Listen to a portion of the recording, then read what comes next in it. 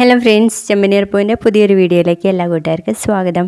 അങ്ങനെ നമ്മുടെ സൂതി അങ്ങ് വന്നിട്ട് എല്ലാവരെയും വിളിച്ചു കൂട്ടുകയാണ് കേട്ടോ. എന്നിട്ട് പറയും, ഞാൻ വിളിച്ചു കൂട്ടിയതേ ഒരു കാര്യം പറയാൻ വേണ്ടിയിട്ടാ. അച്ഛൻ്റെ പുന്നാരമോണ്ടല്ല സച്ചി, അവൻ വളരെ മാന്യനായി എന്നല്ലേ നിങ്ങളൊക്കെ വിചാരിച്ചേ. അവൻ്റെ സ്വഭാവത്തിലെ ഒരു മാറ്റം വന്നിട്ടില്ല. അന്നേരം ചന്ദ്ര ചോദിക്കും, എന്താടാ അവൻ വെള്ളമടിച്ച് വല്ല പ്രശ്നം ഉണ്ടാക്കിയോന്ന്, ആരെങ്കിലും തല്ലിയോന്ന് ചോദിക്കുമ്പോൾ ആ തല്ലി. അന്നേരം നമ്മുടെ രവി പറയുന്നുണ്ട്, ഏയ് അവൻ തല്ലാനൊന്നും പോയില്ല, അവൻ പഴയ സച്ചിയല്ല എന്ന്.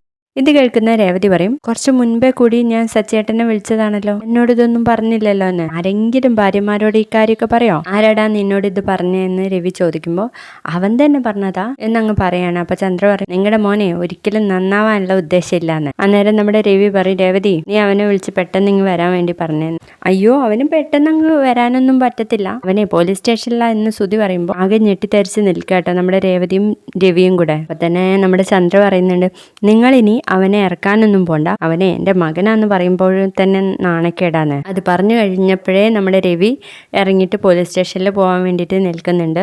രേവതിയും പറയും, ഞാനും വരുന്ന അച്ഛാന്ന് പറഞ്ഞ് ചൂലൊക്കെ അവിടെ ഇട്ടിട്ട് പിന്നാലെ ഓടുകയാണ് കേട്ടോ രവിയുടെ. അപ്പോഴേക്കും നമ്മുടെ സച്ചി കാറുമായിട്ട് എത്തിയിട്ടുണ്ടാവും. അപ്പൊ നമ്മുടെ രവി ചോദിക്കും, സച്ചി നീ വരുന്ന വഴിയാണോ എന്ന്. പിന്നല്ലാതെ അച്ഛാ. രേവതി ടെൻഷൻ്റെ അച്ഛാ, ഇവിടെ നമ്മൾ വിചാരിച്ച ആളൊന്നല്ല, വലിയ പിടിപാടാ എന്നൊക്കെ പറയട്ടെ രേവതിയെ നോക്കിയിട്ട്. അപ്പോൾ നമ്മുടെ സച്ചി ചോദിക്കും, നിങ്ങളൊക്കെ കൂടി എങ്ങോട്ട് പോവാ? പുറത്ത് പോകാൻ ഇറങ്ങിയതാണ് എല്ലാവരും കൂടി എന്ന് പറയുമ്പോൾ നമ്മുടെ സുധി പറയും, ഓ അവൻ്റെ ഒരു അഭിനയം കണ്ടില്ലേ എടാ, ഞാൻ എല്ലാം ഇവരോട് പറഞ്ഞിട്ടുണ്ടെന്ന്. നീ ജയിലിൽ പോകുന്ന ഞാൻ വിചാരിച്ചു, നിന്നെ ആരടാ ഇങ്ങോട്ട് ഇറക്കി വിട്ടേന്ന് ചോദിക്കുമ്പോഴേക്കും, ദേ അച്ഛാ ഇവനെ വല്ല പിച്ചും പേയും പറയാന്ന് പറയുമ്പോഴേക്കും നമ്മുടെ രവി സച്ചിയെ ഒരൊറ്റ അടി കൊടുക്കുകയാണ് കേട്ടോ. അതുകൊണ്ട് ഞെട്ടിത്തരിച്ച് നിൽക്കുകയാണ് നമ്മുടെ രേവതി. എന്നോട് ഞാൻ എത്ര പറഞ്ഞിട്ടുണ്ടെന്ന് പറഞ്ഞിട്ട് പൊതിരെ തല്ലാണ് കേട്ടോ നമ്മുടെ രവി.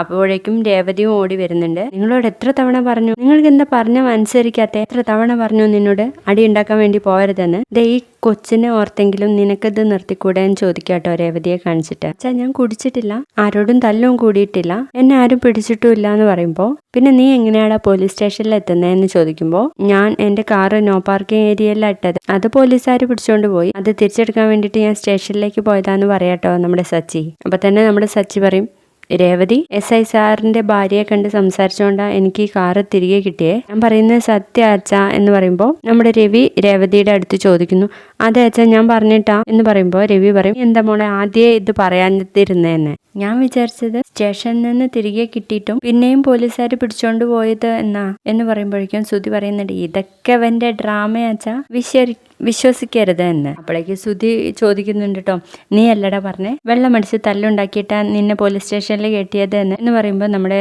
സച്ചി പറയും, നീ അത് ചോദിച്ചപ്പോൾ ഞാൻ എൻ്റെ ദേഷ്യം കൊണ്ട് അതെ എന്ന് പറഞ്ഞു, നീ അത് വിശ്വസിച്ചു എന്ന് പറയുമ്പോഴേക്കും സുധി ഇറങ്ങി വന്നിട്ട് രവിയോട് പറയട്ടോ, അച്ഛാ ഇതൊന്നും വിശ്വസിക്കരുത്, ഞാൻ പറഞ്ഞതാ ശരി എന്ന് പറയുമ്പോഴേക്കും അവിടെ അടി ഉണ്ടാവാണ്. അപ്പോഴേക്കും രേവതി സച്ചിയൊക്കെ പിടിച്ചോണ്ട് അകത്തേക്ക് പോവാണ് കേട്ടോ. കണ്ടില്ലേ രേവതി, അച്ഛൻ എന്നെ തല്ലിയത് കാര്യമില്ലാത്ത കാര്യത്തിന് എന്നൊക്കെ പറയുമ്പോഴേക്കും രേവതി കൊണ്ടുപോയി അവിടെ ഇരുത്തുകയാണ് കേട്ടോ. ആ സങ്കടത്തിൽ രവി ഇങ്ങനെ നിൽക്കുന്ന സമയത്ത് സുധി വന്നിട്ട് പറയും, അച്ഛാ അവൻ പറഞ്ഞത് വിശ്വസിക്കരുത്, ഞാൻ പറഞ്ഞതാണ് ശരി എന്ന് പറയുമ്പോൾ മിണ്ടാതെ പോടാ അവിടെ നിന്ന് പറയാം കേട്ടോ സുധിയുടെ അടുത്ത്. അപ്പോഴും നമ്മൾ സച്ചി പറയുന്നുണ്ട് കേട്ടോ, അച്ഛൻ കവിളിലാണ് തല്ലിയതെങ്കിലും വേദനിച്ച എൻ്റെ ഹൃദയത്താന്നൊക്കെ പറയുമ്പോഴേക്കും രവി അങ്ങോട്ടേക്ക് വരിക. എന്നിട്ട് ചോദിക്കും, എടാ നിനക്ക് വേദനിച്ചോടാന്ന്. അച്ഛൻ അടിച്ചാൽ എനിക്ക് വേദനിക്കാറില്ല, പക്ഷെ അച്ഛൻ ഇന്നടിച്ചാൽ എനിക്ക് വേദനിച്ചു എന്ന് പറയുമ്പോൾ രവി പറയും, അച്ഛനോട് ക്ഷമിച്ചു എന്ന് പറയടാ എന്ന് പറയുമ്പോഴേക്കും നമ്മുടെ സച്ചി അങ്ങ് കെട്ടിപ്പിടിച്ച് കരയാണ് കേട്ടോ.